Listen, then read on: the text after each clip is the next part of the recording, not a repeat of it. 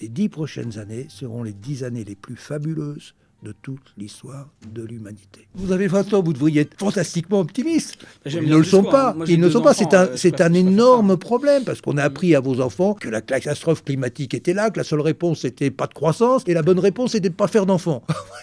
C'est absurde. Déjà, l'État dépensait trop. Alors qu'est-ce que j'ai fait? J'ai donné l'exemple qui reste à suivre. J'ai diminué le budget de mon ministère. Les entreprises, elles reçoivent énormément de subventions. C'est sans doute le secteur, je vais me faire reprendre quand je vais dire ça, mais c'est pas grave, c'est la réalité, le plus assisté de France. D'un côté, on prend énormément d'argent aux entreprises, et de l'autre, on leur en donne beaucoup. Est-ce que c'est pas le moment de faire un peu un clearing entre tout ça? Vous vous rendez compte, 400 000 normes qui vous empoisonnent votre vie? On écope une piscine avec une petite cuillère, et dans le même temps, il y a les vannes qui sont grandes ouvertes. La simplification par en haut, ça ne marche pas. Einstein aurait dit, c'est difficile de demander à ceux qui ont créé le problème de les régler. On a smicartisé la société française. Et vous avez dit que dans les années 70, on mettait 10 ans à doubler son salaire. Aujourd'hui, il faudrait 78 ans. Et Macron qui a de bonnes idées, mais Macron a commis une erreur, c'est qu'il a dit... Bienvenue à tous et toutes dans ce nouvel épisode d'À poil et sans filet. Aujourd'hui, j'ai la chance de recevoir Alain Madelin, le grand ponte du libéralisme français que je vais vous présenter juste après. Voilà, merci encore d'être de plus en plus nombreux à écouter ce podcast. Si vous aimez mon travail, n'hésitez pas à mettre 5 sur 5 sur les plateformes audio et aussi à vous abonner en vidéo parce que voilà, je suis un podcast indépendant et c'est comme ça que ça récompense mon travail. Donc sans plus attendre, je vous présente Alain et on va rentrer dans des sujets vifs sur l'économie et comment les entrepreneurs peuvent s'en sortir en 2026. Bonjour Alain. Bonjour. Alors, je vous présente avec mon petit téléphone. La dernière fois que je vous ai vu, c'est il y a quelques semaines sur scène, avec cette phrase choc que vous avez dite. Il faut désormais 78 ans pour doubler son salaire, versus 10. Ça vous a frappé, oui. Ça m'a frappé. J'en ai même fait un post LinkedIn qui est cartonné. Donc on en parlera. Alain Madelin, vous avez passé près de 30 ans à l'Assemblée nationale, 3 fois ministre entre 1986 et 1995, à l'industrie, aux entreprises, puis à l'économie. En 95, vous quittez Bercy après 101 jours, trop libéral selon votre camp. En 2002, vous êtes candidat à l'élection présidentielle, 3,91% des voix, mais une ligne claire, moins d'État, plus de liberté. Après la politique, vous entrez dans le monde des affaires, vous êtes administrateur de société et vous êtes aussi investisseur en ETI comme en start-up. Vous avez vu le pouvoir de l'intérieur, vous avez vu aussi l'entreprise de l'intérieur. Alors aujourd'hui, on va se poser 3 questions. Est-ce qu'on peut vraiment changer les choses quand on est au pouvoir ? Est-ce qu'on doit couper l'État à la tronçonneuse ? Ou est-ce qu'on va continuer à se faire prélever toujours plus ? Et enfin, est-ce que la France aime toujours ses entrepreneurs et de quoi ont-ils besoin pour réussir en 2026 ? Très bien. On voit comme programme. Très bien, allons-y. Formidable. Première question que je pose à tous mes invités. C'est quand la dernière fois que vous êtes senti à poil et sans filet ? Je pense que vous voulez dire par là, donc... Démuni, je dirais, dans une situation peut-être un peu plus incertaine, un peu... Écoutez, j'ai un tempérament optimiste et chaque fois qu'il y a une difficulté, je rebondis dessus. Il y a un problème, donc il y a des solutions. D'accord, donc vous vous sentez... Oui, non, je suis vraiment optimiste. Et vous allez parler des difficultés, bien évidemment, du pays, des difficultés des entreprises. Bon, il y a des difficultés, on va les surmonter. Quand vous êtes arrivé ministre pour la première fois, qu'est-ce qui vous a le plus choqué dans l'appareil d'État, dans la machine de l'État ? Rien. Encore, rien, parce que le problème, c'est pas ce qui me choque. Le problème, c'est ce que vous voulez faire et ce que vous pouvez faire. Alors, ce qui me choquait, moi, j'étais l'héritier d'un gouvernement socialiste qui avait fait quand même pas mal de bêtises. Il y avait des entreprises nationalisées. On les a privatisées. Et puis, on a fait des tas de choses. Moi, dans mon domaine, qui était à l'époque l'industrie, mais j'avais aussi les télécoms, j'avais aussi le tourisme, j'avais pas mal de responsabilités dans toute cette question. Je crois qu'on a pris hardiment les problèmes. Bon, déjà, il y avait... l'État dépensait trop. Alors, qu'est-ce que j'ai fait ? J'ai donné l'exemple qui reste à suivre. J'ai vraiment diminué le budget de mon ministère. J'ai supprimé des organismes inutiles, un peu à la tronçonneuse. Je les ai supprimés. Et puis, ça a plutôt bien marché, parce qu'on a privatisé. Même d'ailleurs, si vous regardez les courbes du progrès industriel, les 2 années qui ont suivi mon action au ministère ont été d'assez bonnes années pour l'industrie. Tout le monde disait, il supprime des fonctions, il supprime des directions, il supprime... Ça va être un choc pour l'industrie. Non, ça a été un bienfait pour l'industrie. Vous savez, j'avais cette réflexion à l'époque. Toutes les subventions que l'on donnait, je voyais des gens. Je vais vous raconter une petite anecdote. J'étais dans un salon de la machine-outil et je visite et puis je vois des chefs d'entreprise qui arrivent après avoir déjeuné à 4 heures de l'après-midi et qui me parlaient de leurs problèmes. Et ils demandaient de l'argent à l'État. Je crois que c'était le 13e plan machine-outil que j'aurais dû signer. Ça me surprenait un peu. En réalité, ils avaient vécu pour pas mal à crédit sur les machines-outils qu'ils avaient confisquées à l'Allemagne au lendemain de la guerre. Et puis, ils vivaient de plans. Et en réalité, je me suis aperçu que chaque fois que nous donnions une subvention, on prenait l'argent aux bons pour le donner à des moins bons. Et quelques temps après, je visite le salon de la machine-outil, des gens d'entrepreneurs du textile, là, des jeunes qui sont formidables, qui n'avaient pas vraiment de subvention, mais qui étaient extraordinaires. Et ça m'est resté, ça. On a tendance à prendre de l'argent bon pour le donner aux mauvais. Alors, les bons, ils sont ralentis, et les mauvais, ils survivent un peu. Et puis, quelques temps après, ça se passe mal. Et donc, j'ai pas fait de plan de machine-outil, mais on a quand même aidé par des règles du jeu horizontales, hein, moins de fiscalité, moins de prélèvements, moins de subventions aussi à l'arrivée. Et ça marche. Aujourd'hui, vous avez un problème. Tenez, parce qu'on avait un point presse ce matin sur cette question. Les entreprises, elles reçoivent énormément de subventions. C'est sans doute le secteur, je vais me faire reprendre quand je vais dire ça, mais c'est pas grave, c'est la réalité, le plus assisté de France. Alors, il y a des chiffres qui circulent, il y a un rapport parlementaire, il est discutable. Hein. 217 milliards de subventions aux entreprises. Non, c'est pas autant, mais si vous regardez, on dépasse la centaine de milliards. Hein. C'est énorme, c'est énorme. Et dans le même temps, vous avez une fiscalité énorme sur les entreprises. On a le record du monde, sans doute, de la fiscalité sur les entreprises. Alors, réfléchissons. D'un côté, on prend énormément d'argent aux entreprises, et de l'autre, on leur en donne beaucoup. Est-ce que c'est pas le moment de faire un peu un clearing entre tout ça ? On va donner moins de subventions aux entreprises. Il ne faut pas le faire du jour au lendemain, parce qu'il y a des tas d'entreprises qui dépendent de ces subventions. On va essayer de lisser ça dans le temps. Et puis on va, en revanche, faire une fiscalité beaucoup plus compétitive, beaucoup plus avantageuse pour les entreprises. C'est un grand truc. On a tous à y gagner. Voilà, bon exemple. Très bon exemple. Ça fait à peu près 3 ans qu'il y a un record de défaillance d'entreprises en France, en particulier des PME. Hein. Est-ce que vous diriez que justement c'est les mauvais qui ont pris l'argent de l'État parce que c'était les PGE du Covid, donc les prêts à taux zéro, etc. et qui maintenant sont en train de décéder ou est-ce que c'est un peu injuste tout ça ? Top. Un instant dans votre épisode. Mes potes me demandent souvent, j'aimerais bien investir dans la crypto, mais j'ai peur d'investir au mauvais moment. Et c'est compréhensible vu les mouvements volatiles du marché, surtout récemment. Pourtant, il y a une technique, la seule qui a prouvé son efficacité, c'est le DCA, Dollar Cost Averaging. Concrètement, ça signifie étaler son coût d'achat sur plusieurs mois, plusieurs années, de telle sorte d'être sûr et certain de ne pas timer le marché, ce qui est complètement impossible, même par des experts. Le DCA, c'est exactement ce que permet le Recurring Buy de la plateforme Bybit EU. Bybit EU, c'est la 2e plateforme mondiale.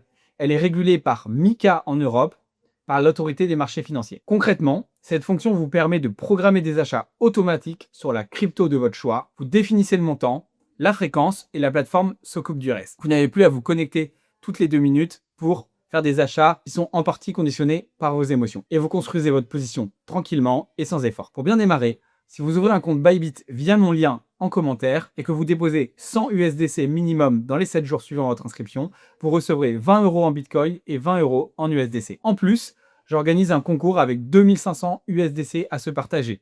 Il y aura 25 gagnants tirés au sort parmi ceux qui auront créé leur compte via mon formulaire. Encore merci à Bybit EU de sponsoriser cet épisode de À poil et sans filet. À bientôt. D'abord, il faut regarder les statistiques. Vous avez dedans les auto-entrepreneurs. On a fait les auto-entrepreneurs. Les auto-entrepreneurs, c'est un truc formidable.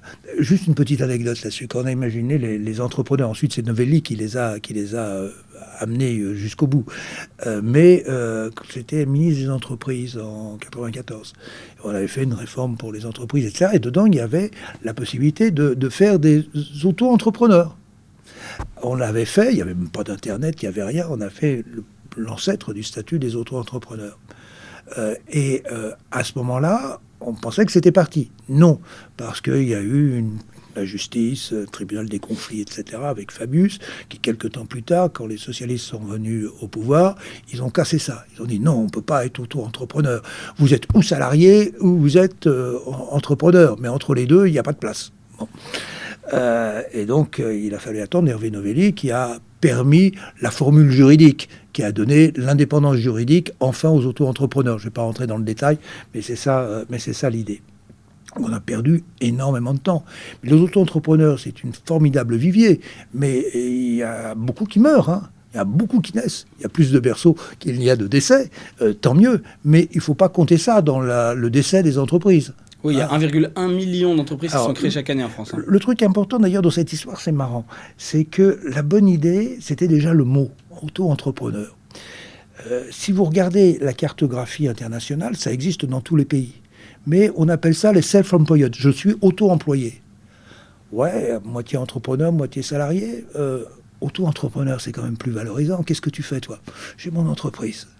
En réalité, les petites défaillances des auto-entrepreneurs n'ont rien à voir avec les vraies défaillances d'entreprise. Cela étant, il y en a eu avec la crise du Covid, parce que beaucoup d'entrepreneurs ont survécu grâce aux subventions du Covid, puis il y a eu un moment de vérité. Donc, la défaillance d'entreprise, c'est important, mais ce qui m'intéresse, c'est la balance. Ce sont les naissances. Hein. Tant que les naissances sont supérieures aux défaillances, le pays se porte bien. Est-ce qu'il faut plus compter... La France, c'est un tissu, c'est 80% de PME. Hein. Je pense que les boîtes qui font plus de déjà 1000 salariés, c'est 5% des entreprises en France.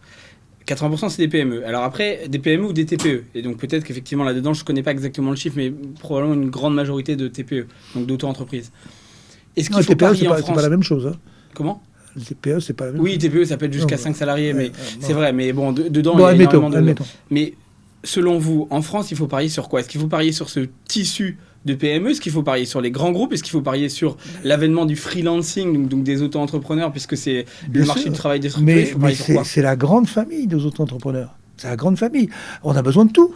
On a besoin de toute la câble. On ne va pas dire « Ah, bah tiens, les petits, je les supprime, ou les grosses, je les punis. » Non, on a besoin de toute la câble. Et on a besoin aussi, bien évidemment, des hyper-entrepreneurs. Exemple de la Silicon Valley. Il y a un truc qui est marrant, là. Il y avait un autre entrepreneur, là, qui a été embauché par Anthropic avec un Golden Hello. Golden Hello, vous savez ce que c'est? C'est que, pour vous attirer chez moi, je vous donne super bonus dès le début. Vous savez le super bonus qu'il a eu, cet entrepreneur? Je sais pas, ça se comptait en millions, j'imagine. Non, 1 milliard. 1 milliard? 1 milliard de dollars. Oui, là, c'est la démesure américaine. Oui, mais c'est la démesure américaine. Pas tout à fait. Parce que vous avez le moteur du futur qui arrive, frappe très fort à notre porte. Le moteur du futur, c'est l'hypercapitalisme. Les hyper-entrepreneurs qui font un hypercapitalisme. Et ça, on en parlera peut-être tout à l'heure. C'est fabuleux ce qui est en train de se passer. Donc on a besoin de ces hyper-entrepreneurs qui tirent. Le petit entrepreneur, le type, il a sa petite entreprise, brutalement, 1 milliard. Ça fait longtemps qu'on se disait, mais on va avoir des auto-entrepreneurs qui vont être merveilleux, qui vont réussir à rentrer directement chez les grands. Bah, c'est fait, là, c'est fait. Ça va très très vite aujourd'hui, donc on a vraiment besoin de toute la gamme. Et particulièrement dans la société qui vient, vous allez avoir des tas de nouveaux métiers qui vont se créer. Les nouveaux métiers, il va falloir des mini-entrepreneurs qui les imaginent. Ces nouveaux métiers, les robots vont en faire beaucoup, hein. Il va y avoir l'IA et les robots qui vont changer énormément de choses. Mais vous allez avoir de nouveaux métiers qui vont être plus liés, j'allais dire... Aujourd'hui, les entreprises sont liées au pouvoir de vivre. Hein, c'est-à-dire, je vous donne de quoi vivre. Et vous vivez plus ou moins bien suivant l'argent que vous gagnez. Je pense qu'il va y avoir toute une gamme de nouveaux métiers qui vont être le savoir-vivre. Savoir-vivre, c'est-à-dire... retrouver un peu l'humain, les métiers de l'humain. Juste un exemple. Je ne sais pas si vous êtes comme moi, mais vous avez un problème, vous téléphonez, tapez 4. C'est pas possible, on en a marre de ce genre de trucs. Et dans des pays qui sont aujourd'hui en avance, c'est drôle parce que vous avez un retour de l'humain. Bonjour, monsieur Madelin. Et vous avez des sortes de services qui sont très très bien faits, mais Vous êtes vous-même. Ça, c'est formidable, ça. C'est un petit exemple. Donc, à votre sens, quand on parle, c'est Schumpeter, l'économiste, qui dit la destruction créatrice. Ce que l'IA va détruire, par exemple, en automatisation, en processus, etc., va refaire revenir de l'humain. Le mot n'est pas bon. La destruction créatrice. D'ailleurs, en anglais, on dit creative destruction. En réalité, c'est d'abord la création. On crée quelque chose. Et ce qu'on a créé, la voiture, la calèche, elle va mourir après. Hein.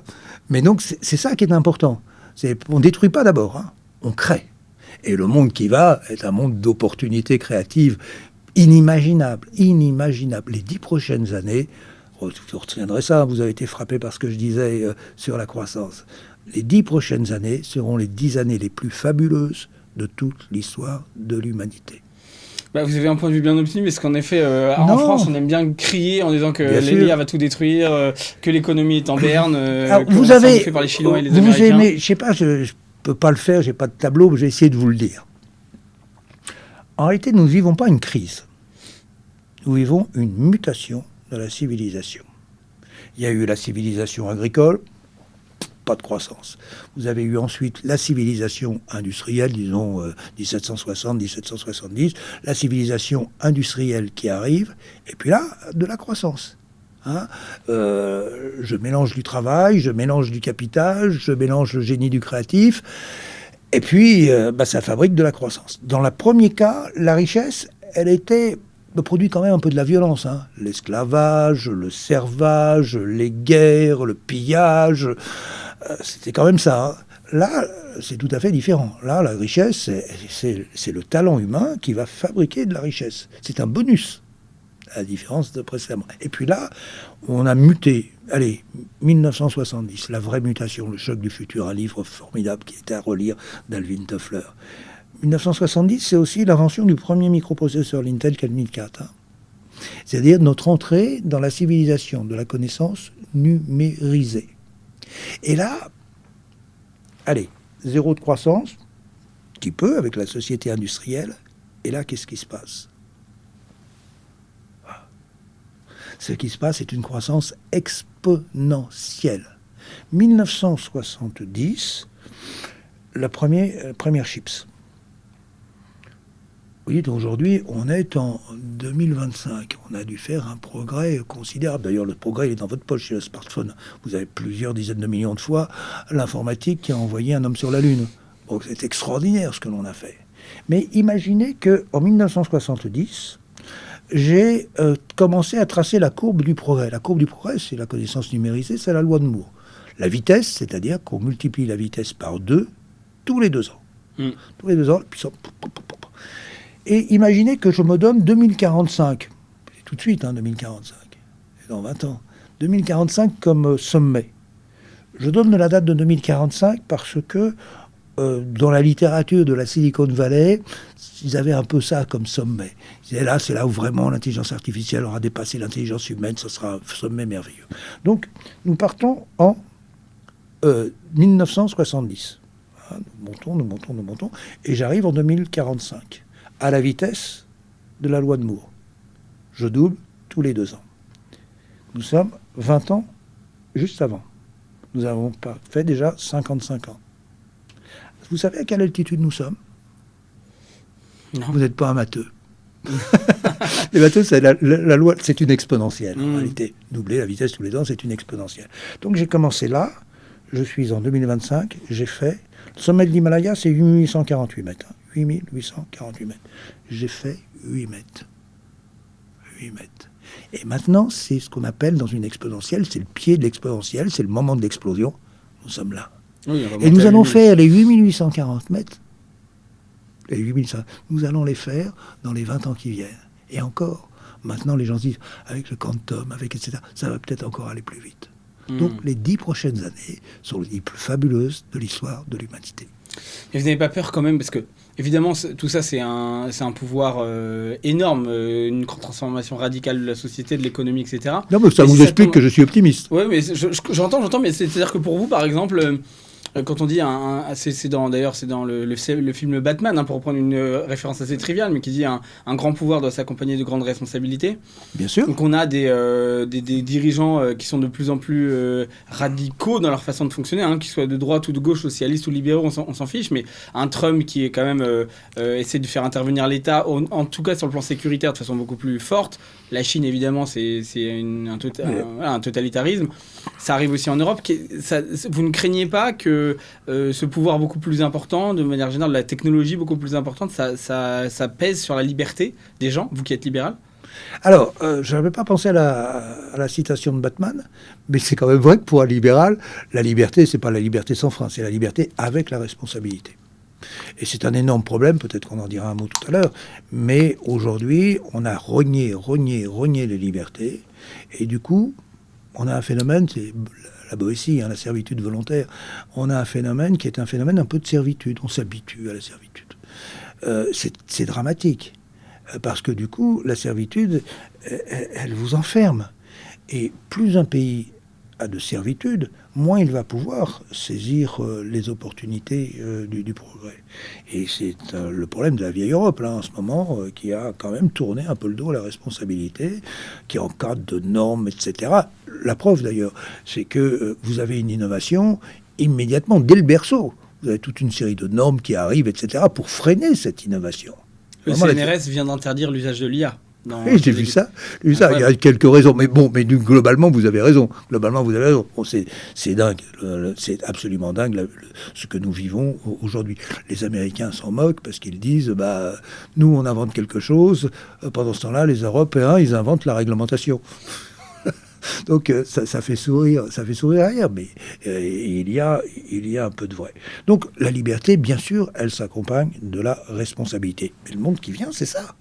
C'est liberté plus responsabilité. C'est pas liberté sans frein. Alors, vous avez pris un exemple de ce qui est en train de se passer à l'échelle géopolitique. Et vous avez raison. Parce que moi, je suis un libéral.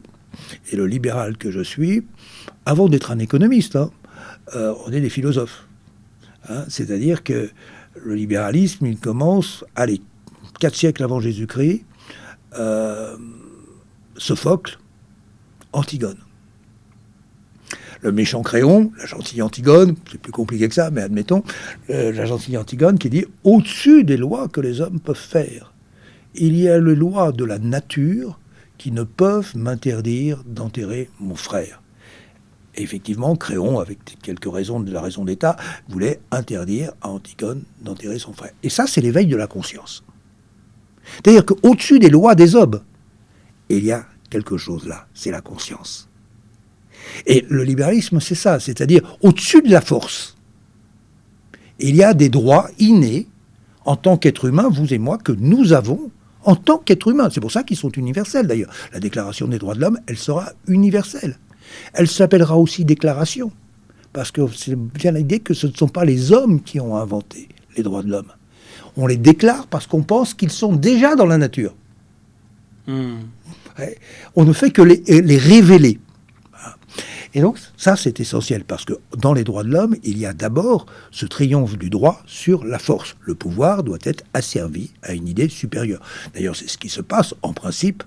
Prenez les États-Unis, prenez la France, etc. Au-dessus, vous avez un gardien de ces droits fondamentaux. Ça s'appelle un conseil constitutionnel, ça s'appelle la Cour suprême aux États-Unis. Et quand il y a quelqu'un, qui n'importe quoi, qui abuserait de sa force pour mettre des droits de douane à tout le monde... il y a la Cour suprême qui est là. Et les juges sont libres, ils ont peut-être été trumpistes, etc. En conscience, je pense que ce n'est pas bien. Et je vous sanctionne pour ça. Donc, c'est cette idée-là. Alors, c'est quand même vrai que l'histoire, elle est faite de cette lutte entre la force et le droit, qu'il y a, la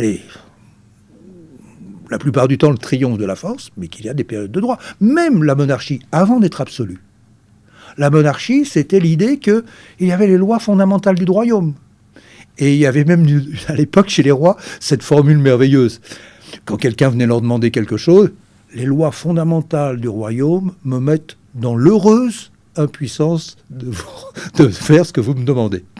Et il y avait conscience qu'il y avait notamment même la féodalité. Je veux dire, tout ça, il y a toujours eu cette idée. Puis elle va germer dans les siècles, elle va être portée par le souffle du christianisme, et puis etc., etc.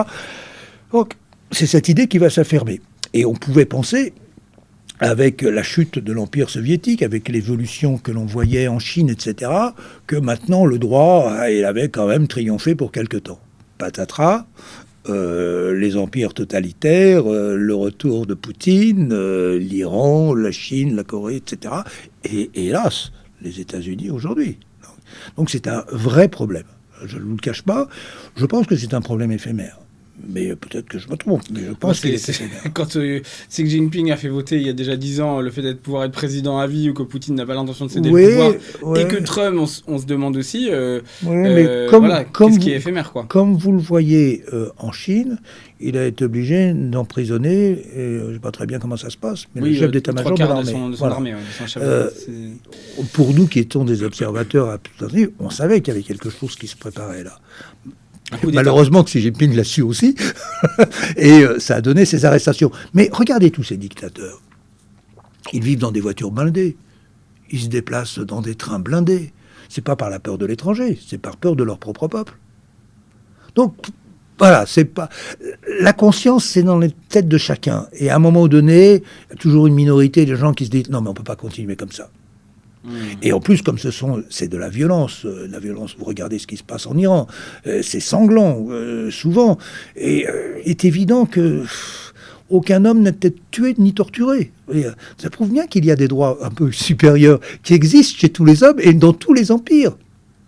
Voilà, donc, c'est ce que je suis en train de vous dire. Ceci me rend, j'espère, optimiste en disant c'est une mauvaise période de l'histoire. Et comme de toute façon, nous avons là une vague de transformation de la société qui repose malgré tout sur la liberté, ils ne vont pas résister. Alors, exemple contraire, vous pourriez me le dire, si j'étais à votre place, je vous dirais, mais monsieur Madelin, et la Chine. La Chine, parce que c'est quand même un pays qui allie les très fortes technologies et en même temps un empire totalitaire. Problème, c'est vrai qu'il faut le regarder en face, c'est plus compliqué que ça parce que la Chine en réalité est un régime capitaliste, très très capitaliste. Ils ont 30%, peut-être même moins de prélèvements obligatoires, on a le double. Donc, le pays communiste, c'est nous, c'est pas la Chine, strictement d'un point de vue économique. Et puis aussi, ils sont pour le libre-échange, dans leur intérêt sans doute, mais pas seulement, c'est une conception fondamentale. Ils sont aussi, quand vous regardez les start-up en Chine, la compétition est féroce. L'État ne cherche pas à piquer le gagnant. Nous, en France, on dit « Ouais, mais il y a des gens qui se bousculent un peu. On va essayer de choisir le gagnant. » Non, ils disent non, il y a un gagnant, et le gagnant, il va gagner, et puis ensuite, on verra si on l'aide un peu, etc. La France, c'est la subvention, quoi. On le voyez, c'est la grande différence. Il y a une différence entre, à un moment donné, l'État qui commande, et qui dit, voilà ce que vous devez faire, je vous norme, je vous, etc., etc., et puis l'État qui passe commande. C'est tout à fait différent. À un moment donné, vous avez une tonne de bonne table, vous êtes le champion, je vous passe commande, et je vous aide. Ça ne me choque pas, ça. Vous voyez, donc... Voilà pourquoi, fondamentalement, je reste optimiste, malgré les obstacles réels que vous venez de soulever. Et puis, il y a aussi d'autres obstacles qui existent, bien évidemment. C'est, au fond, jusqu'où on va avec l'IA. Est-ce que ceci n'annule pas la liberté? Et les robots, est-ce qu'ils ne vont pas se révolter, etc., etc. Il y a plein de questions qui se posent. Mais je pense que ces questions, ça pose des problèmes. Les problèmes ont déjà, on voit à peu près les solutions. Et nous avons un drame, c'est que nous, en France, on a peur de ce futur, là où les gens, ailleurs, c'est extraordinaire. Et quel formidable rêve pour la jeunesse. Écoutez, je viens de vous dire les 10 prochaines années les plus formidables de toute l'histoire de l'humanité. Vous êtes jeune, vous avez 20 ans, vous devriez être fantastiquement optimistes. Ils ne le sont pas. Ils ne sont pas. C'est un énorme problème, parce qu'on a appris à vos enfants que la catastrophe climatique était là, que la seule réponse, c'était pas de croissance, et la bonne réponse, c'était de ne pas faire d'enfants. C'est absurde. Donc il faut absolument changer cette culture. C'est du boulot, s'il y a du travail, c'est pas gagné, mais il faut le faire. En tout cas, j'apprécie votre optimisme, ça donne envie. Alors, je vous dis, j'ai 2 enfants, moi, donc je préfère être dans un monde optimiste. Donc, on se l'est dit, on a troqué de la sécurité, la liberté contre de la sécurité. Hein, c'est un peu ce qui s'est passé à la fois sur plein de plans, mais aussi notamment. Alors, ça mène au totalitarisme, ça. Mais vous qui avez été ministre, donc qui avez été dans l'exercice du pouvoir, qui avez côtoyé des grands dirigeants, vous avez côtoyé, vous étiez à l'époque Chirac dans ses ministères, etc. vous avez démissionné un jour, en 95, en vous disant la France est trop étatique, en fait. Elle est trop socialiste. C'est ça qui vous a conduit. Tout à fait ça. Est-ce qu'on peut transformer la France là-dessus? C'est un peu plus compliqué que ça. C'est parce que j'avais présenté à ce moment-là des réformes, notamment des réformes de la sécurité sociale, des réformes fiscales, etc. Et que je sentais que le Premier ministre n'était pas d'accord avec moi. Moi, je ne suis pas là pour faire de la figuration. Je ne suis pas là pour exécuter. Je suis là pour faire des réformes auxquelles je crois. Vous pensez que vous n'avez pas les moyens, partez. Je veux dire, ça me paraît... ça me paraît relativement normal. Si j'avais pensé que je pouvais les faire et que je pouvais les poursuivre malgré tout, je l'aurais sans doute pas fait. Peut-être que je me suis trompé, j'en sais rien. Mais toujours est-il que la question importante, c'est de savoir, à un moment donné, d'avoir un pack de dirigeants qui partagent la même idée. Et là, j'aimerais bien qu'il y ait dans l'avenir un pack de dirigeants qui partagent ce que je suis en train de dire sur le progrès. Le progrès, c'est formidable. Qu'est-ce qu'on peut faire pour l'accompagner? Qu'est-ce qu'on peut faire pour déverrouiller le futur? Parce que le futur, pour l'instant, il est verrouillé en France. Et ça donne effectivement ce pessimisme que nous avons sur l'action politique elle-même. Quand vous avez une action politique qui se mêle de tout, jusque dans votre vie presque intime, en permanence en multipliant les normes et les lois, bien évidemment, à partir de ce moment-là, vous avez le sentiment que vous êtes verrouillé dans un carcan et que vous ne pourrez pas en sortir. Je viens de lancer une campagne, là. Je pense qu'elle va décoiffer un peu. Je dis, il y a 400 000 normes en France. Vous vous rendez compte, 400 000 normes qui vous empoisonnent votre vie, y compris d'ailleurs les normes récentes, écolo et autres. Je suis un défenseur de l'écologie depuis toujours, mais de l'écologie positive, pas de l'écologie de punition, qui vous parle de la décroissance, qui casse les technologies du progrès. Il ne faut pas avoir de la 4G, il ne faut pas avoir d'enfants.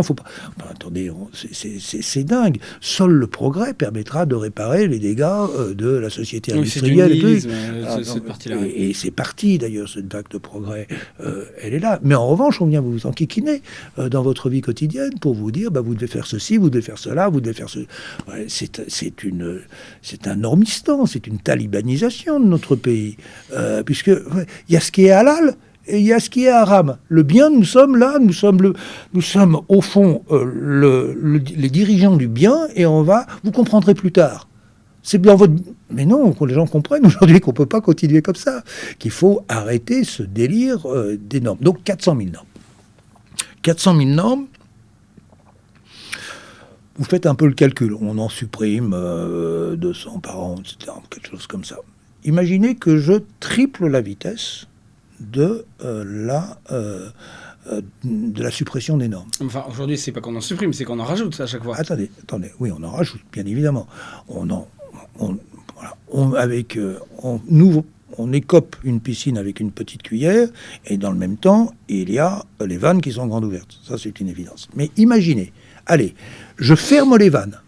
Plus aucune norme dans les années et les décennies qui viennent. C'est impossible d'ailleurs, mais imaginez, je fais ça. J'écope les normes avec 3 fois plus vite qu'on ne le fait aujourd'hui, c'est déjà pas mal. J'aurais traité 1/3 des normes existantes en France dans 4 siècles. Donc j'ai imaginé de faire autrement. Et j'ai parlé d'un droit à la simplification. C'est-à-dire, la simplification par en haut, ça ne marche pas. Einstein aurait dit c'est difficile de demander à ceux qui ont créé le problème de les régler. Et il aurait sans doute dit aussi quand on ne sait pas trouver la solution à un problème, c'est parce qu'on se pose mal la question. Et si vous réfléchissez, au fond, pourquoi demander à ceux qui sont en haut de simplifier les normes? Et c'est votre principe de subsidiarité. Est-ce qu'on ne peut pas demander à ceux qui sont en bas? Ceux qui sont en bas, leur donner un droit de saisir le pouvoir. On imagine une task force auprès du Premier ministre. Je pense qu'on va réussir à le faire. Imaginez qu'on donne à chacun un droit, notamment des professionnels, par exemple. Imaginez les techs, ou les techs de l'IA, ou les techs de... Il y a des tas de choses qui les bloquent. Eh bien, ils vont faire un paquet de normes, des propositions, et ils vont aller voir l'administration et dire, voilà ce que l'on veut changer. Et à ce moment-là, dans mon projet, je dis, voilà toutes les questions qu'on doit se poser. Alors, il y a beaucoup de questions qui sont d'ailleurs des questions de ce que devrait être la loi, même légalement. En principe, la loi, article 34 de la Constitution, dit la loi doit fixer seulement des principes. Tu parles, comme elle fixe seulement des principes. Ça, c'était le Code civil. Mais maintenant, elle ne fixe pas des principes. Elle rentre dans le détail. Elle dit, voilà ce que vous devez faire, etc. etc. Normalement, donc je reviens un petit peu à la conception véritable de la loi. La loi fixe des principes, puis tout le reste, on le réexamine. Tout le reste, on le réexamine en posant des questions. Est-ce que la norme est utile? Est-ce qu'on n'aurait pas pu y répondre avec un principe de responsabilité? Quelles sont ses conséquences? Est-elle intelligible? Etc. etc. Et à ce moment-là, l'administration est obligée de vous répondre. Je pense qu'il y a, les 3/4 des normes qui ne réussiront pas l'examen de passage. Et à ce moment-là, vous arrivez, vous dites, voilà ma norme alternative. Ou, éventuellement, vous rediscutez avec le gouvernement d'une meilleure norme. Et là, on peut aller très vite. Là, on peut aller beaucoup plus vite. Et puis, on peut aller déverrouiller toute une série de secteurs, secteur après secteur. Donc voilà, c'est ce que je propose. Je suis convaincu que si on s'unit, c'est bien parti pour dire, voilà, c'est ce qu'il faut faire. Et qu'il y a des tas de gens qui disent, on va le faire, qui commencent à préparer les dossiers. L'opinion publique, elle nous suivra, 85%. Oui, tout le monde en a marre de... Et quand vous avez fait ça, je réponds à votre question du début. Quand vous avez fait ça, vous avez fait grandir une idée. Vous l'avez fait partager par l'opinion. Vous avez engagé une armée de supporters. Les politiques, ils suivront. C'est des acteurs rationnels. Ils suivront, ils cueillent les fruits mûrs. Alors, il n'y a pas de fruits mûrs, ils cueillent une idée dans les médias, il y a un fait divers, on va faire une loi. Ça fait une loi de plus, inutile et bavarde. C'est ça, tailler à la tronçonneuse dans l'État Non, ça je taille pas la tronçonneuse, je suis le jardinier qui désherbe. D'accord, donc là c'est juste le désherbage. On se sépare d'un paquet de normes qui empoisonne la vie des Français et des mais c'est le désherbage. Le jardinier, il est intelligent. Il regarde la petite pousse, ça c'est une mauvaise herbe, ça c'est une bonne herbe. Voilà ce que j'emploie. Il replante. Voilà. La tronçonneuse, c'est un peu barbare. Je me fraye un chemin à la tronçonneuse dans la jungle des normes. C'est ce qui a marché avec Javier Milei en Argentine. Oui, mais c'est une situation tout à fait particulière. Et la tronçonneuse est une image de toute une série de normes qu'il a supprimées. Et on peut en supprimer effectivement toute une série un peu de génériques d'autorité. Mais à l'arrivée, la méthode qu'il faut suivre, c'est la mienne, bien évidemment. Vous n'allez pas me dire le contraire. Mais non, mais c'est pas ça, parce qu'il y a des normes qui sont utiles. Il y a des normes qui impliquent à la sécurité. Je ne veux pas tout supprimer. Donc on garde les normes utiles et on désherbe les normes inutiles, puis on fait des normes plus intelligentes.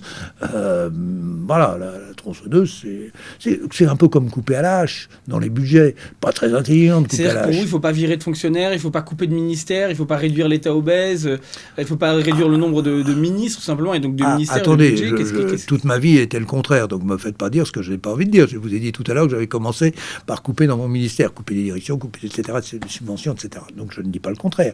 Mais je dis que là aussi, il faut le faire intelligemment. Il faut reprendre toutes les fonctions de l'État, une à une. C'est ce qu'on appelle le budget base zéro.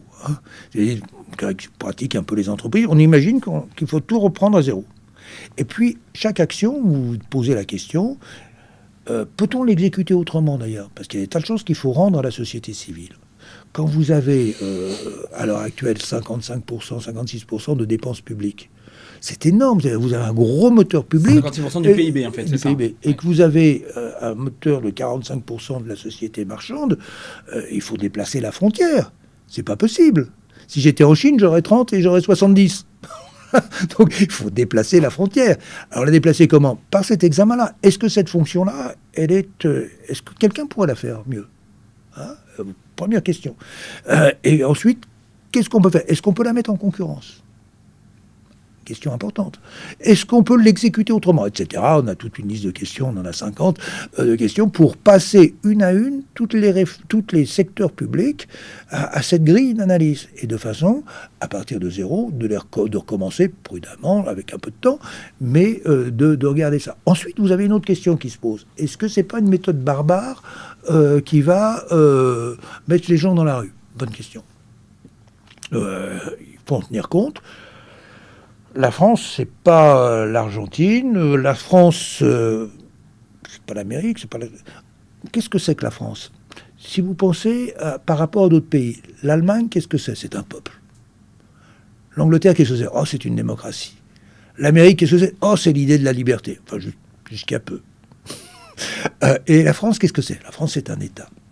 La France s'est construite autour de son État, etc. Je ne dis pas que c'est un bien, que c'est un mal, etc. Mais bon, c'est comme ça. C'est l'histoire de la monarchie. C'est dans les neurones. Et donc, il faut agir en tenant compte de ce fait. Donc il faut rendre à l'État ce qui appartient à l'État, les fonctions régaliennes. Mais franchement, il y a toute une série de secteurs où l'État n'a rien à faire. Et faut cette ligne de partage qu'il faut faire en tenant compte des obstacles. Je suis un libéral. Ambitieux. Audacieux. Et je vais vous dire quelque chose qui va faire bondir tout le monde au premier regard. Un avantage acquis, je ne le supprime jamais. Un avantage social, vous voulez dire ? Tout avantage acquis, une subvention, tout ce que vous voulez, je ne le supprime jamais. Là, je comprends pas l'équation. Je l'éteins. C'est-à-dire, je dis, il est encore valable pendant 3 ans, où les nouveaux arrivés n'auront pas cet avantage. Je l'échange. Vous étiez fonctionnaire, maintenant vous êtes actionnaire d'un nouveau service. Ou je le rachète. Moi, j'ai pratiqué ça dans ma vie ministérielle. J'ai fermé les chantiers navals. Quasiment 10 000 licenciements. C'est énorme, hein, 10 000 licenciements. Chirac m'avait dit, il ne faut pas faire ça. On refilera ça à nos successeurs. Bon. Écoute, est-ce qu'il y a... Ne mets pas ça dans ton portefeuille, c'est pas... Est-ce qu'il y a quelqu'un qui peut le traiter mieux que le ministre de l'Industrie ? Non, mais on verra ça plus tard.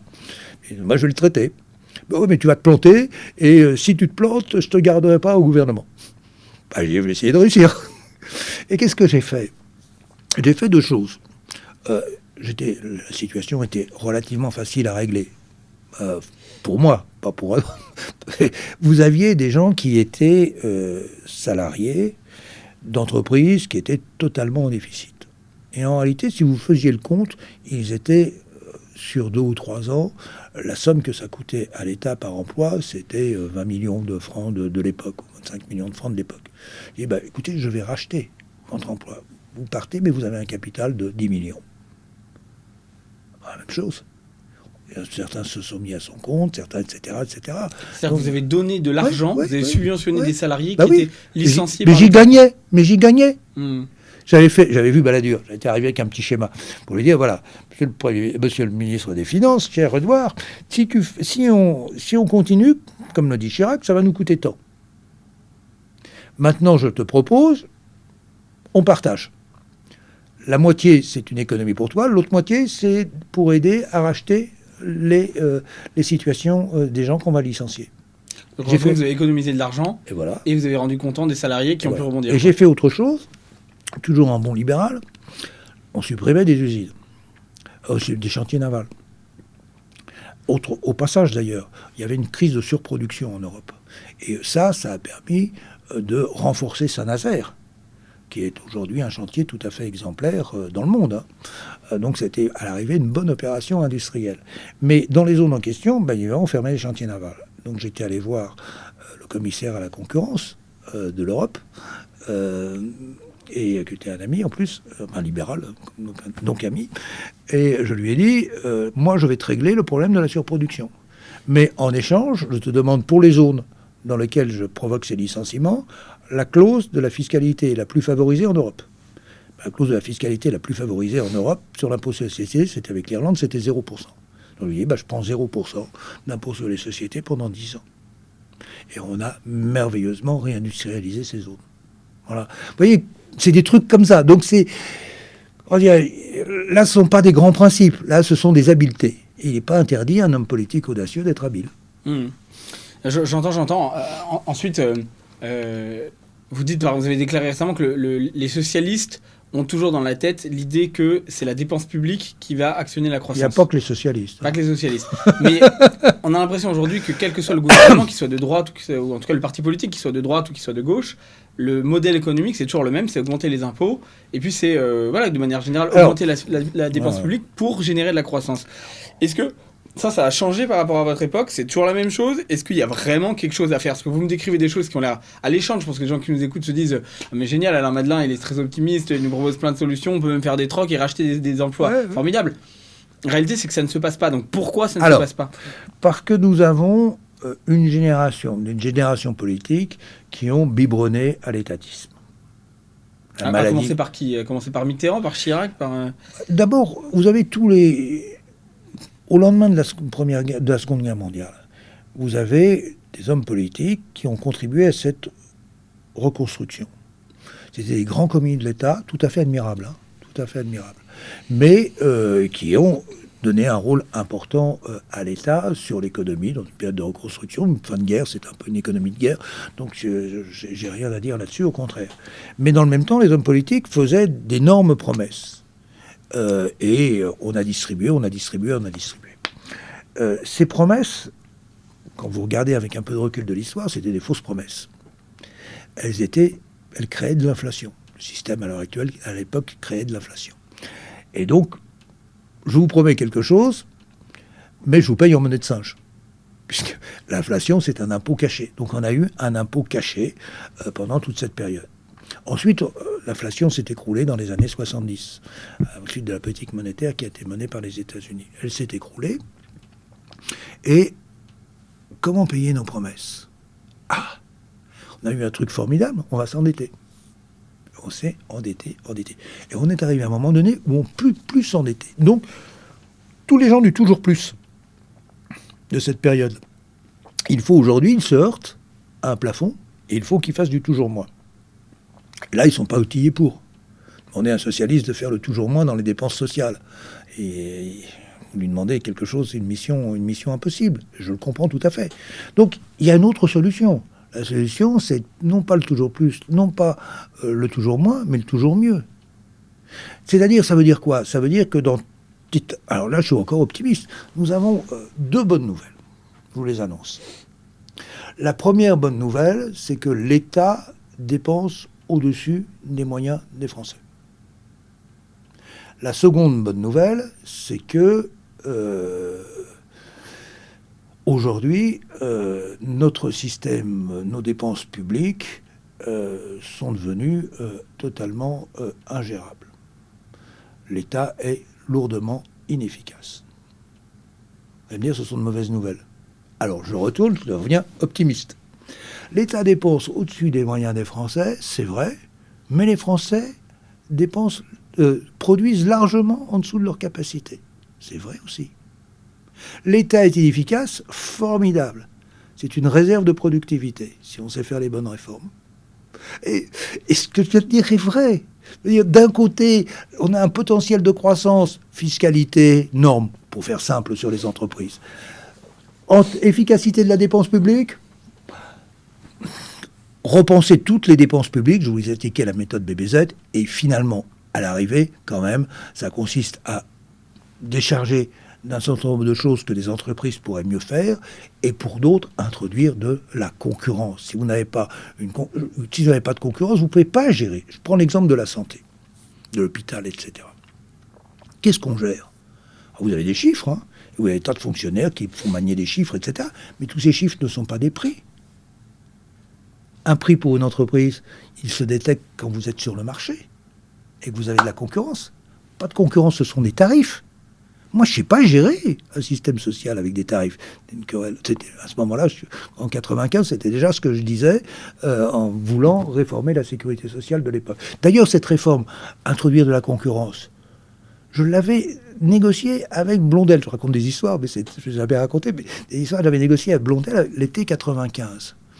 Blondel était plutôt un ami, il aimait bien bouffer, il aimait fumer des cigares, moi aussi, donc on avait passé une partie de l'été à discuter ensemble de cette question.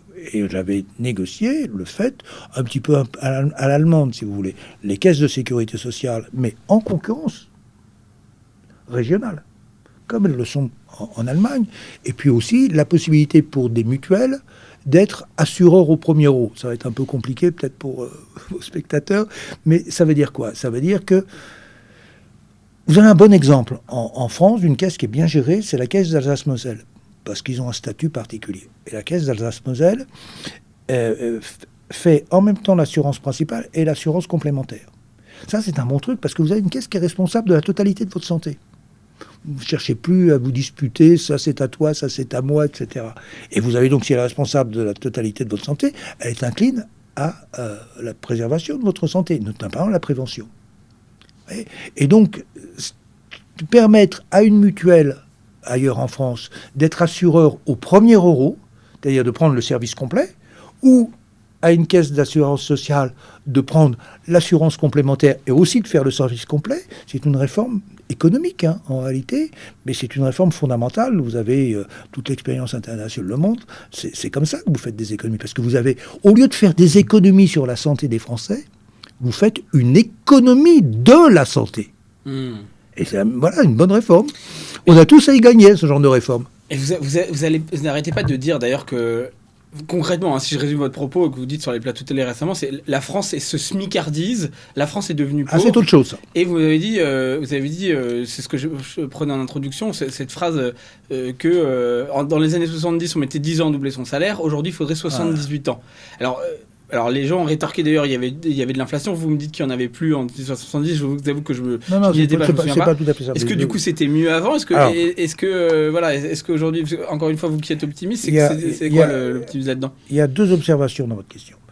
La première, c'est que effectivement à un moment donné, on avait commencé un peu avant, les gouvernements adoraient augmenter le SMIC, au-delà de la capacité de l'économie française.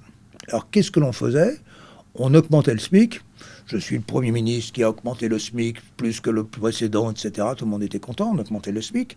L'économie française ne pouvait pas le supporter. Donc, on a fait, au moins sur les PME et sur les bas salaires, on a fait des subventions. Les 35 heures, on a rajouté une couche de subventions. Après les 35 heures, on a continué les subventions. La mondialisation était là. Le patronat a dit quoi ? Je ne peux pas résister à la mondialisation. Il faut que vous me donniez des subventions. Sur les bas salaires. Et donc, c'est tout con, je veux dire, en économie, si vous subventionnez quelque chose, vous multipliez le nombre. C'est évident. Vous subventionnez la voiture électrique, c'est pour en multiplier le nombre. Vous subventionnez les bas salaires, on a multiplié les bas salaires. Donc on a multiplié. Et comme on a mis un petit clic, parce qu'il fallait bien être un clic quelque part, les bas salaires, on a mis 1,6 SMIC, on a smicartisé la société française.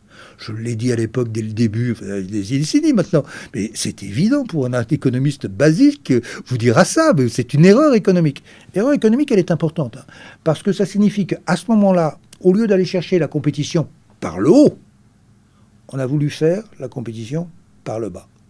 Et on paye, à mon avis, ce retard aujourd'hui. Il n'a pas cherché la compétition par le haut.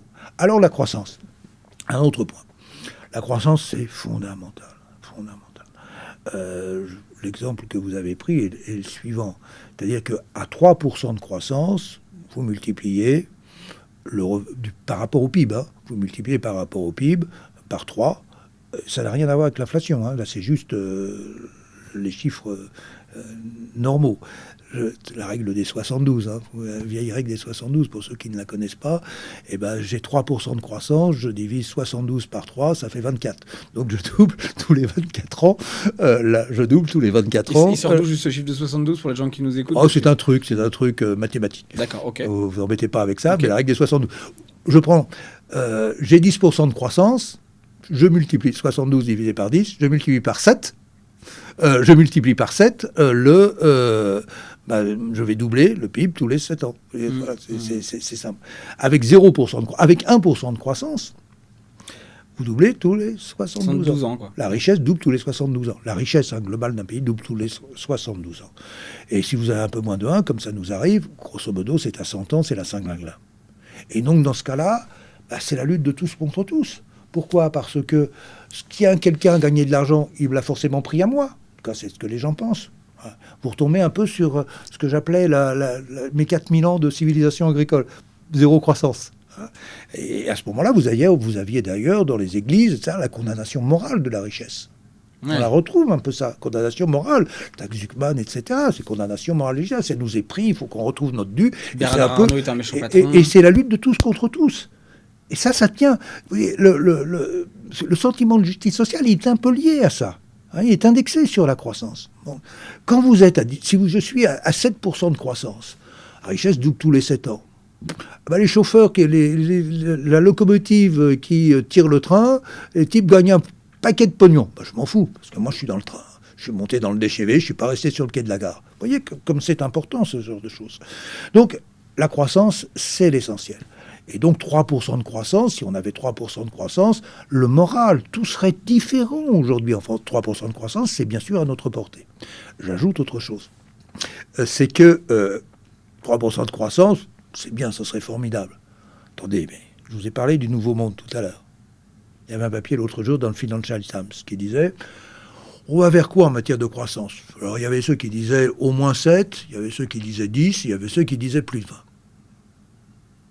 C'est-à-dire que le Nouveau Monde, là, ce que je suis en train de les progrès technologiques, etc., vont apporter une énorme croissance. Une énorme croissance. Non, mais c'était pour qui le 7, 10, 20, c'était pour les États-Unis ou c'était pour l'ensemble du monde? Mais non, ça c'est l'économie, ça. C'est l'économie du Nouveau Monde. C'est-à-dire, au fond, tous les progrès qui sont en train de se faire. Peut-être que les États-Unis seront en avance sur d'autres, la Chine, etc.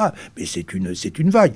Le progrès, aujourd'hui, il est forcément mondial. Si je fais un progrès sur la santé, avec la génomique, il va se répandre dans le monde entier. Et ce progrès-là, c'est intéressant parce qu'il est déflationniste. Hein. Les nouvelles technologies, on baisse le prix en même temps. Et quand on baisse le prix, ça signifie que, eh bien, très vite, tout le monde en profite, même celui qui est au chômage. Hein, oui, là, il y a un vrai ruissellement avec la baisse des prix. Il y a un vrai ruissellement, le ruissellement déflationniste. Ça existe. Et comment vous expliquez alors qu'un président comme Emmanuel Macron, qui est très pro-croissance, pro-entreprise, qui était peut-être celui qu'on a trouvé de plus intelligent quand on l'a élu la première fois et qu'on l'a réélu en 2017, comment on explique que quelqu'un comme lui se soit laissé embarquer dans le mur de la dette tel qu'on le connaît aujourd'hui, et du coup aussi dans un mur de décroissance, puisque finalement le pays ne croit pas. Qu'est-ce que vous pensez d'Emmanuel Macron et de son action? Écoutez, j'avais écrit un petit bouquin juste à la veille de l'élection de Macron.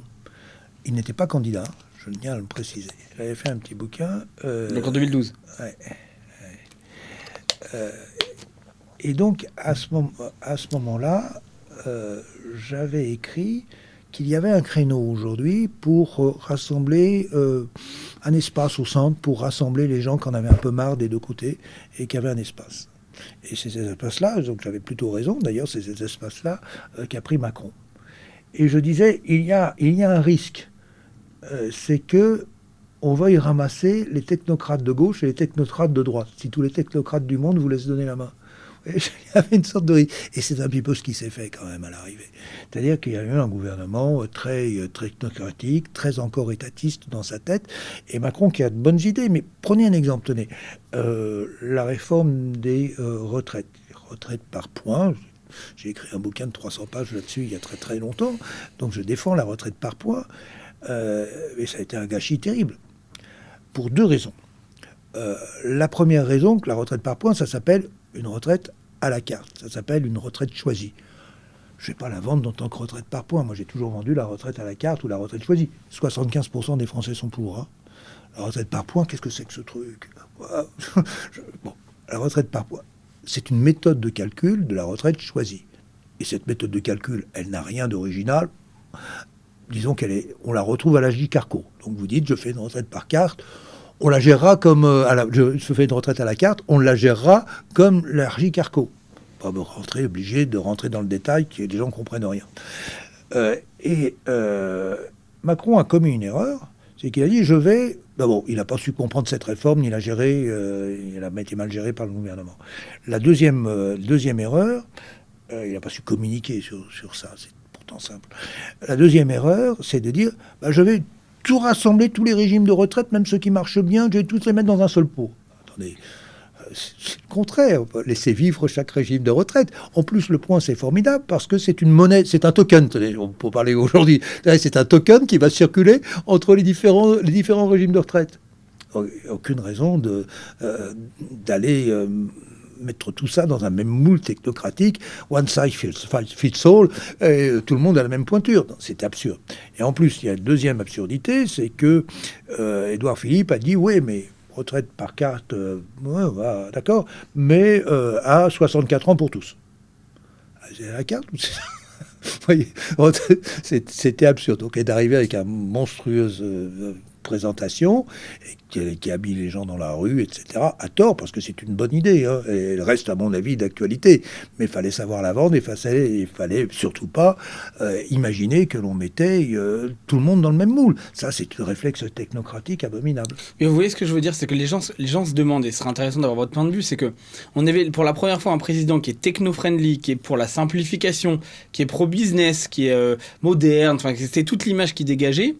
Et à la fin, il s'est passé exactement l'inverse. Est-ce que c'est lié à la personnalité du président ? Est-ce que c'est lié à un système qui est en fait très difficilement changeable ? C'est quoi votre avis, vous qui avez en plus été au cœur des ministères, du pouvoir, etc. Parce qu'il y a la marque technocratique et il n'était pas libéral. Très souvent, on a un problème, c'est qu'on confond le fait d'être libéral avec un ensemble de recettes économiques. Au fond, il aime bien les entreprises, il aime bien les patrons, donc on est libéral. Non, non. Moi, j'aime bien la concurrence. Les patrons, quand ils sont contre la concurrence, je leur dis. Hein. Vous voyez, c'est plus compliqué que ça. J'aime bien il faut défendre la liberté du commerce et de l'industrie. Oui, il faut la défendre. Mais ça signifie pas forcément être patronal. Vous voyez, c'est le premier point. Et deuxième point, c'est surtout, dans le même temps, il faut avoir l'idée que l'étatisme, tel qu'on l'a connu, il était déjà moribond. Il était déjà moribond. Il aurait fallu entreprendre les réformes de structure parallèles dont on avait besoin. Et selon vous, là, en 2027, qui va gagner ? Est-ce que le RN, comme le dit tout le monde, va forcément gagner ? Est-ce que, en tout cas, un programme économique qui est plus pro-entreprise, alors du coup, vous me faites la distinction maintenant entre le pro-entreprise et le pro-libéral, mais en tout cas, à minima pro-entreprise, parce que moi, ça intéresse beaucoup mon audience, est-ce qu'il y a un programme qui défend les entreprises, qui leur permet de la compétitivité et de la croissance, qui peut gagner en 2027 ? Ou est-ce que c'est foutu ? Absolument. C'est indispensable. Mais ce programme-là, je ne sais pas qui sera candidat, je ne sais pas qui sera élu. Aucune idée. Vous pensez que le scénario RN, c'est pas le truc... Tout le monde dit que ça va forcément se passer. C'est un scénario, oui, c'est un scénario. Oui. Sans doute peut-être le plus probable aujourd'hui, mais le RN a quand même beaucoup de progrès à faire. Hein. Beaucoup. Je ne rentre pas dans le détail. Mais aujourd'hui, je crois, si j'avais... les patrons nous regardent, je leur dis, unissez-vous, hein. Il y a des patrons qui bougent, qui s'engagent, il faut le faire, et il faut le faire pour porter les quelques réformes, pas tout balayer, mais les quelques réformes absolument indispensables à la croissance, qui permettent de déverrouiller le pays, de les porter dans l'opinion, de les faire grandir, et le moment venu, les hommes politiques, quels qu'ils soient, cueilleront un fruit mûr. Il y avait quelqu'un qui était un grand académicien, historien des idées littéraires, etc., qui s'appelait Émile Faguet. Personne ne connaît, mais c'est une grande figure du début du siècle dernier. Et Émile Faguet, qui était libéral, disait je suis libéral, je suis bien isolé, je suis bien seul. Et il imaginait, dans la conclusion de son livre, Le libéralisme, il imaginait qu'il allait voir un homme politique. Il lui disait soyez libéral, soyez libéral. Et l'homme politique lui dit non, je ne suis pas libéral, mais soyez les plus nombreux. Et alors là, je serai bien libéral. Je serai même obligé d'être libéral. Mettons-nous dans cette situation. Forçons les gens à être libéraux parce que sur un certain nombre d'idées, j'ai parlé de mon droit à la simplification, on peut parler bien évidemment des fonds de pension. Les fonds de pension, tenez, je m'arrête. Il y a des tas de gens qui disent qu'il faudrait faire des fonds de pension. Formidable, les fonds de pension. Vous pensez aux fonds souverains norvégiens, par exemple, les qu'on fasse en France ? Oui, à l'heure actuelle, les idées, les fonds de pension norvégiens, c'est un peu autre chose. Parce que, les fonds souverains, en fait. Les fonds souverains, c'est autre chose. Vous avez une rente à répartir. Hein. C'est pas du tout. Mais c'est très intéressant comme modèle, par ailleurs. Oui, il faut avoir la rente. Si on était un pays pétrolier, je vous dirais, on fait ça. Si vous n'avez pas la rente, c'est pas une bonne idée. C'est une proposition du rassemblement. Mais c'est aussi une multiplication d'investissements dans l'économie mondiale qui, aujourd'hui, rapporte 10% par an si on suit le S&P 500 et qui font que ça redistribue de la richesse à tout le peuple norvégien, quand même. Ouais. Non, mais à l'origine, c'est une rente. Oui, du pétrole norvégien, j'entends. Voilà. Et les pays qui ont les fonds souverains, Marine Le Pen et Bardella rappellent, on va faire un fonds souverain à la française. Non, un fonds souverain, quelle est la rente ? Il n'y a pas de rente, donc on n'appelle pas ça un fonds souverain, on appelle ça la BPI, on appelle ça tout ce que vous voulez, etc. Mais c'est pas au sens authentique, c'est pas un fonds souverain. Là, je parle des fonds de pension, ce qui est autre chose. Mais les fonds de pension, c'est une excellente chose, à une condition, c'est qu'ils soient concurrents. Que l'on vous donne la chance d'avoir la meilleure performance. Si vous n'avez pas cette concurrence des fonds de pension, vous avez des projets qui traînent chez pas mal de candidats à la présidentielle. On va faire un grand fonds de pension d'État. Fonds de pension d'État pour investir avec des règles, pour investir exclusivement en France, investir dans telle et telle catégorie, investir vert, investir ceci, investir ça. Non, c'est pas... Le rendement d'un fonds de pension, ce qui est intéressant, le rendement d'un fonds de pension, c'est qu'il soit géré le mieux possible. Un seul objectif à la fois. Fonds de pension, vous faites un fonds de pension, vous avez je place mon argent chez vous, vous avez un seul objectif, c'est de me donner à l'arrivée la plus grosse somme possible. C'est ça la logique. Et quand vous regardez, vous parliez de 10%, les fonds de pension dans le monde, c'est effectivement, quand ils sont gérés en concurrence, comme je viens de le dire, c'est 9 ou 10%. Admettons qu'en France, on ne sache pas faire. Mais l'épargne à l'heure actuelle, l'épargne administrée, l'épargne des assurances, etc., les rendements sont pas à la hauteur, bien évidemment. Il faut placer son argent ailleurs, il faut le placer dans des fonds comme ça. Admettons que je le fasse à 7%.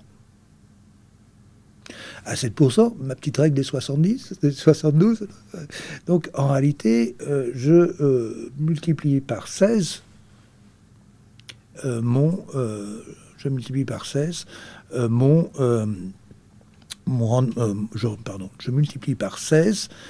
la mise initiale au bout de 40 ans.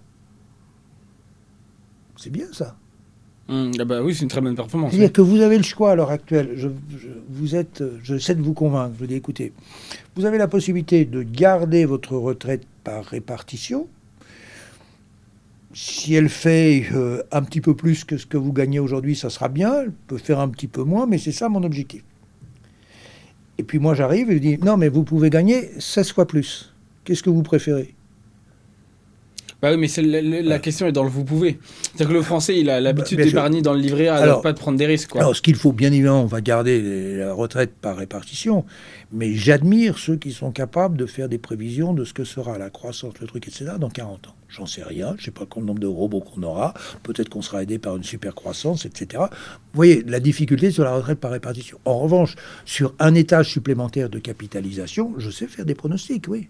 Je sais faire des pronostics. Et là, on va vers des chiffres extrêmement importants, ce qui me fait dire d'ailleurs au passage que je ne milite plus aujourd'hui seulement pour les fonds de pension, je milite pour, au fond, un portefeuille capitaliste pour tout le monde dans tout le long de sa vie. C'est ça qu'il faut qu'on ait, parce que vous allez avoir un tel écart entre les revenus du capital et les revenus du travail. C'est déjà le cas. Ouais, non, mais reprenez mon exponentiel là. Oui, le capitalisme, on est qu'au début, quoi. Non, Nvidia, reprenez le cours de Nvidia. Nvidia, Yuang, il a son entreprise qui suit réellement une exponentielle. Pour ça qu'elle arrive à 5 000 milliards. Tout le monde n'est pas Nvidia, mais quand même 5 000 milliards. Au passage, bien évidemment, vous avez dans ses salariés 80% qui a déjà $1 million de côté, grâce à son salaire, et vous avez 40% qui ont déjà 40 milliards, ou 25 milliards, je ne sais plus, 25 millions, pardon, 25 millions déjà en portefeuille. Vous voyez, l'avantage de Nvidia, c'est que M. Huang est à sa tête à un peu moins de 3%, et tout le reste est disponible sur le marché. Vous voyez, donc il y a des entreprises de l'hypercapitalisme, des entreprises qui sont à la pointe de l'économie, de la connaissance, de la robotique, etc., de toutes ces technologies qui arrivent. Qui sont les entreprises qui vont tirer le futur. Bah écoutez, il faut au moins tirer une bonne rente de ce futur. Il faut s'accrocher quand même à tout ce progrès des entreprises qui est à venir. Il faut et pas seulement au salaire. Il faut développer notamment l'actionnariat salarié en France, par exemple. Vous pensez ça ? C'est autre chose, actionnariat salarié. Non, mais c'est un peu cette idée-là aussi, c'est que le Français confie une partie de son épargne aux entreprises, oui. À la sienne en particulier. Oui, j'ai une réserve. Je ne veux pas mettre tous mes œufs, je suis salarié d'une entreprise, je ne veux pas mettre tous mes œufs dans le même panier. Mon salaire et ma retraite et mon épargne. J'ai envie de la diversifier quand même. C'est un conseil de banquier. Oui, ça, c'est diversifier. Sûr. Diversifier le portefeuille pour dérisquer. Si vous aviez 30 ans aujourd'hui, est-ce que vous créeriez, j'arrive pas à le dire, est-ce que vous créeriez votre entreprise en France? Ou est-ce que vous partiriez, je sais pas moi, à Dubaï, à Genève, aux États-Unis Alors, c'est une belle question d'entreprise que je voulais créer. On dit, non mais attends, il faut... tu la mets à Dubaï, bien sûr. Tu la mets en Arabie Saoudite à la rigueur. Ou tu la mets dans la Silicon Valley. Mais la mets surtout pas en France. C'est un vrai réflexe, vous avez tout à fait raison. Vous avez tout à fait raison. Et même des entreprises qui se créent en France et qui s'internationalisent assez vite, leur ambition, je suis dans une entreprise comme celle-là, mais l'ambition, elle est légitime, c'est d'arriver à un certain stade pour se vendre à un très gros, qui lui est capable d'assurer la mondialisation réelle de l'entreprise. Il aura fait la pépite, puis ensuite il va en faire une grosse boîte. Vous restez un petit peu dans la boîte, mais en réalité vous la vendez à un gros. Prenez un paquet d'argent et ensuite vous faites d'autres aventures. Mais c'est un modèle qui est normal, je dirais. Je ne dis pas rester en France, rester scotché en France parce que... Non, John qui a une ambition dans une entreprise, il peut faire ça. C'est tout à fait logique. Et ensuite, il réinvestira, il en créera une deuxième, une troisième, une quatrième, un serial entrepreneur. Donc votre réponse, ce serait de ne pas créer son entreprise en France? Non, je veux dire, dans certains cas, oui. Enfin, je sais pas. Je n'en sais rien. Je suis pour la liberté, si vous voulez. Et beaucoup de raisons. Beaucoup de gens ont envie de créer leurs entreprises en France. J'ai une très belle pépite, on l'a créée en France, mais et j'espère qu'elle va devenir une licorne. Parce que quand on dit aujourd'hui, par exemple, que c'est un peu le fantasme qui se passe aujourd'hui, c'est globalement, c'est plus le richissime, c'est plus Bernard Arnault, c'est plus les très riches qui s'exilent de la France, notamment pour des raisons fiscales, c'est le petit patron de PME qui a un pécule de côté, qui en a marre des normes, qui en a marre du climat anxiogène, qui en a marre de pas gagner suffisamment sa vie, et qui se tire. Alors est-ce que c'est un vrai constat déjà, d'une, vrai constat, et deux... Vrai constat. Voilà, et deux, qu'est-ce que vous avez envie de leur dire, vous? Restez et agissez pour qu'en 2027, on soit tous capables de remettre un peu les compteurs à zéro. Je vous ai parlé du compteur des normes, bien évidemment le compteur de la fiscalité, je vous ai parlé du grand troc, etc. Mais il y a plein de choses à faire. Et j'espère que le gouvernement, si on est suffisamment nombreux pour peser dans le même sens et faire partager ça à l'opinion. Dire, écoutez, on a un formidable futur là, qui est là, on peut le saisir. Les entrepreneurs sont vos meilleurs amis dans cette affaire-là. On a gagné. Il reste quelques mois. C'est bien. Je comprends. Et j'allais vous demander aussi pour terminer l'entretien, quels sont c'est quoi votre meilleur souvenir en politique et c'est quoi le pire? J'en sais rien. Si, le meilleur souvenir. Ah oui. Voilà. J'ai été très anti-communiste dans ma jeunesse. Après, ça vous étonnera pas, c'était le système totalitaire de mon époque. Bien sûr. J'aurais été même l'URSS, l'ennemi du nazisme acharné. Et puis j'ai énormément bourlingué j'ai soutenu les dissidents, j'ai connu tous les patrons, tous les types qui sont devenus présidents, premiers ministres, etc. Je les ai tous connus parce que je les connaissais comme dissidents, parce que j'allais même clandestinement en Russie, etc. J'ai maraudé, des maraudes invraisemblables, mais je les ai tous connus. Et notamment, j'avais fondé un institut à Moscou, au moment de la perestroïka. On avait 12 grands économistes et on a fait un Premier ministre, un vice-premier ministre et 7 ministres sur les 12. C'est vous dire que c'était plutôt bonne pioche. Et le premier Premier ministre de la Russie, c'était mon ami Igor Gaïdar. Igor Gaïdar, un type fabuleux, etc. Et il me dit, je suis Premier ministre. Voilà,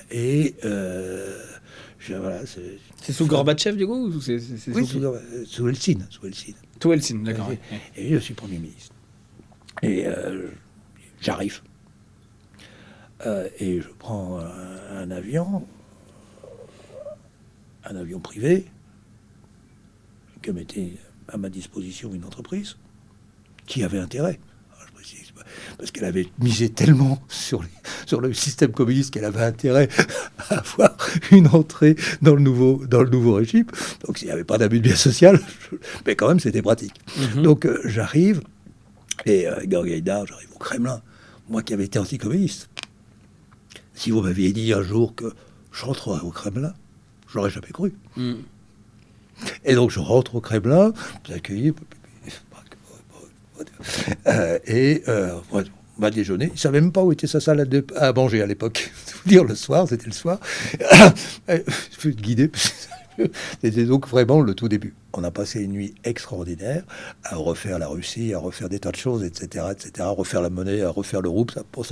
Et donc ça, c'était un souvenir le plus exceptionnel de ma vie. D'ailleurs, je me suis dit, j'arrête la politique, ça y est, c'est fini. Puis je me suis dit, finalement, j'ai quand même beaucoup appris en dehors de ça, et ça peut être utile. Mais ça, c'est le grand souvenir. Ouais. Ah oui, c'est marrant, beaucoup plus que le fait d'avoir été ministre ou d'avoir été. Ah oui, incomparablement supérieur.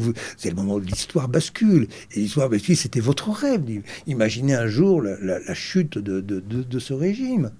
C'est pas un anticommuniste vis-à-vis des braves militants en France, c'est un anticommuniste par rapport à ce que représentait ce régime. C'est le combat de votre vie, quoi. Oui, non, mais ça, c'est l'événement de ma vie, oui, bien sûr. Et peut-être le pire, en tout cas, parce qu'on dit toujours que la politique est un monde de requins, d'ailleurs, c'est peut-être pour ça qu'on a du mal à la changer. Qu'est-ce que vous avez comme peut-être mauvais souvenir, comme leçon, peut-être, de ce monde politique? Des leçons politiques, sûrement. Des mauvais souvenirs, non. Des mauvais souvenirs, non. Je les oublie d'ailleurs, j'ai une tendance à oublier facilement, puis à rebondir. Donc je n'ai pas de mauvais souvenirs. Non, le truc, peut-être le truc le plus utile que j'ai eu, c'est un conseil de Jacques Chirac. Un jour, il m'a dit, Alain, quand on est comme ça dans des visites officielles, et si tu vois des toilettes, rentre dans les toilettes, tu ne sais pas quand tu les retrouveras. C'est un conseil très pratique. Ok, vraiment très pratico-pratique, quoi. Il était comment, Jacques Chirac? C'était un type sympa, ou c'était parce qu'il a ce côté vraiment très bonhomme, maire de Paris, fondateur du RPR, grand rassembleur, etc., salon de l'agriculture. Oui, c'est un type très sympathique. Très, très cultivé, notamment sur l'Afrique. Sur l'Afrique, il était tout à fait remarquable. Mais sur d'autres sujets aussi, contrairement à l'image qu'il donnait. Très excellent Premier ministre. Excellent Premier ministre. On va de temps en temps faire des bras de fer avec lui. Mais la situation le permettait. Pourquoi ? Parce que nous n'étions pas dans un régime... c'est le président, en haut, qui est... il sait tout, il fait tout, il est inattaquable. Les gens sont élus en dessous et les gens lui obéissent, etc. C'était un régime où nous, partis politiques, on était dans un parti politique à partager la direction, c'était nous qui avions fait Jacques Chirac. Parce que nous avions réussi à imposer Jacques Chirac dans une alliance face à Mitterrand. Mitterrand, il ne voulait pas du tout nommer Jacques Chirac. Donc on avait quand même contribué à le faire. Et le Premier ministre, il vous est redevable. Ça change tout. Donc c'est-à-dire qu'autour de la table, vous avez un dialogue. Les gens discutent. Alors, vous avez arrivé l'arbitrage du Premier ministre. Vous dites, j'ai peut-être pas été bon dans la façon dont j'ai exprimé les choses. C'est normal.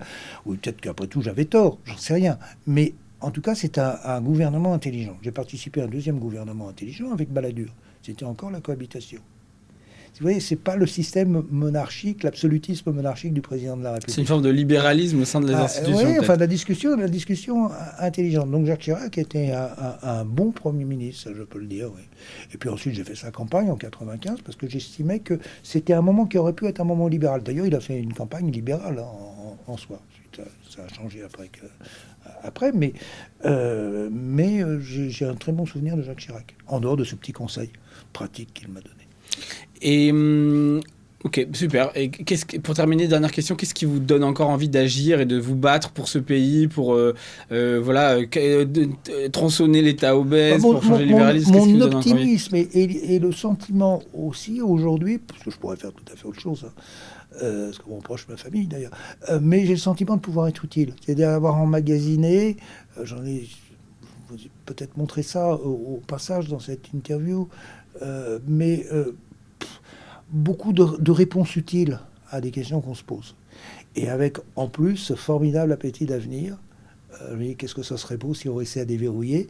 Et qu'est-ce que ça serait beau si aussi on réussissait à faire partager un beau récit du futur à la jeunesse qui doute et qui s'interroge. Merci, Monsieur Madelin, pour cet entretien.